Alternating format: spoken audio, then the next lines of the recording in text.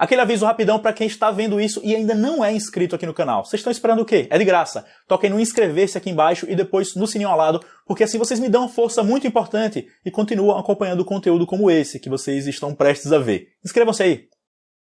Hoje eu vou falar o que achei do novo Dell Inspiron 145000, também conhecido como 5480, esse que foi o meu computador pessoal ao longo do último mês. Esse modelo chegou para refrescar uma linha de notebooks que fez sucesso por trazer a chamada tela infinita, com bordas mínimas. Isso lá em 2017, eu inclusive já analisei um dos antecessores. E em relação a esses antecessores, as principais mudanças aparentes são a webcam, que foi movida para uma posição mais adequada em cima do LCD em vez de embaixo. O display em si agora tem um acabamento fosco, não mais espelhado, o que eu achei legal. E a Dell finalmente colocou uma porta USB do tipo C nesse cara, que para os que manjam não é Thunderbolt, mas está valendo, é uma conexão a mais. É preciso notar que esses Inspiron são notebooks caros, sim, ficam na casa dos R$4.000, definitivamente acima dos notebooks mais simples que a gente encontra no mercado brasileiro, mas essa ainda não é uma linha ultra sofisticada, como seriam os MacBooks da Apple, por exemplo. Isso é notado em detalhes do acabamento dele, como a superfície ao redor do teclado, que é de plástico e não metal, e os encaixes ao redor dela, a junção com o fundo, tem uma sobrinha de espaço que não dá aquela sensação de produto super premium. Aliás, eu lembro aqui que a versão de 15 polegadas desse computador, o Inspiron 15700, tem metal tanto na tampa quanto nessa superfície ao redor do teclado, enquanto o de 14, o 14500, tem plástico ao redor do teclado e metal só na tampa. Apesar dessa observação que eu fiz, a construção é satisfatória. O visual geral é bacaninha, ele tem um formato meio arredondado, pesa em torno de 1,5 kg, o que ainda o posiciona entre máquinas mais leves. A tela tem resolução Full HD e tecnologia IPS para não distorcer a imagem, como a maioria dos notebooks nacionais distorce. E o teclado é retroiluminado, trazendo luzinhas para ser visto mesmo no escuro. Ele segue o padrão Dell dos últimos tempos, com teclas nem muito rasas, nem muito fundas, nem muito macias, nem muito duras.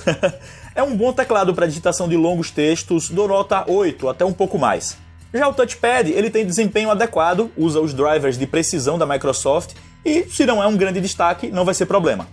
O meu modelo veio com processador Core i7, 8 GB de RAM e 1 TB de armazenamento. Muitos de vocês devem saber que para liberar todo o desempenho possível dessa máquina, é obrigatória a instalação de um SSD, armazenamento mais rápido. E sim, quando você o abre, as entranhas exibem uma entrada M.2 para a instalação de um SSD sem necessidade de remover o HD original. Eu instalei um PCI Express de 256 GB e também dá para colocar um segundo pente de memória RAM, já que ele veio com 8 GB em um só pente e tem duas entradinhas.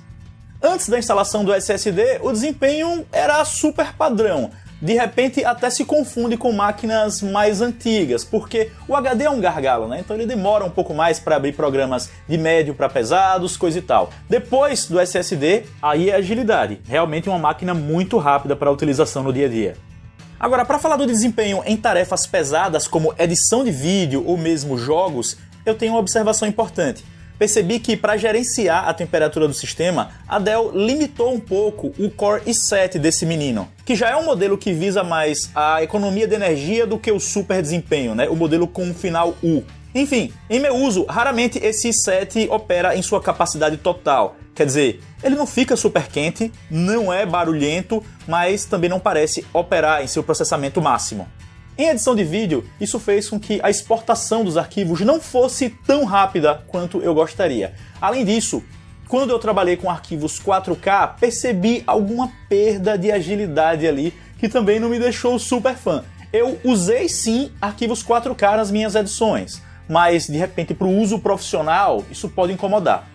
Já em jogos, vejam, ele tem um chip gráfico dedicado a GeForce MX 150, que é melhor do que o vídeo de notebooks baratos, só que ainda não é um chip para quem quer jogar sério. Então, com isso em mente, a impressão que dá é que a limitação do poder total do sistema também suga um pouco da performance em games, que vai ser adequada em títulos simples, embora possa engasgar um pouquinho além do esperado nos mais complexos. Eu inclusive vou chutar aqui que as versões com Core i5 e Core i7 desse Inspiron devem apresentar resultados bastante parecidos. Quer dizer, esses dois chips já são próximos mesmo. E aí você corta os picos de performance do i7. Qual é o resultado? muita proximidade ali no resultado final. A parte sonora do 5480 me agradou, como tem me agradado os últimos Dell que passaram por aqui. O áudio tem volume legal e qualidade bacaninha para um notebook compacto. Já a bateria, em uso de escritório, eu sempre consegui algo acima das 4 horas de autonomia, muitas vezes batendo 5, então pro dia a dia tá ok.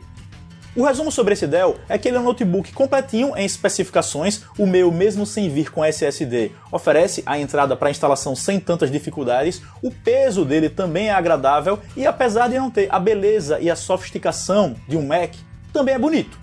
O desempenho geral também foi bom, principalmente depois da instalação do SSD, e aí ele voou nas tarefas do dia a dia, sendo que também foi utilizado para todo o uso pesado de que eu precisei. Porque sim, foi nele que eu editei todos os vídeos que eu produzi aqui para o canal nesses últimos tempos, e ele deu conta, embora, como eu já tenha destacado, ele pode ficar um pouco devendo em relação ao potencial do chip nas tarefas mais pesadas.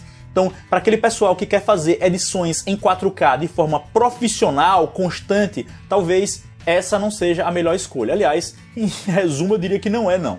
Mas para quem quer uma máquina bacana para escritório, completa e portátil, que ainda tem boas capacidades para ir além, como edição de foto e vídeo, aí ele está adequado e mesmo com os contras que eu mencionei, foi um PCzinho ao qual eu me apeguei pelo conjunto da obra. Eu espero que vocês tenham gostado deste vídeo. Se gostaram, por favor, escolham o gostei aqui embaixo, é o joinha. Para os que ainda não estão inscritos, não esperem mais, toquem em inscrever-se depois no sininho ao lado, porque assim vocês continuam acompanhando meu conteúdo e me dão uma força muito importante. É de graça, então por que não? Sigam-me nas redes sociais, que aparecem na descrição e na tela, como vocês veem, e a gente se vê. Até mais!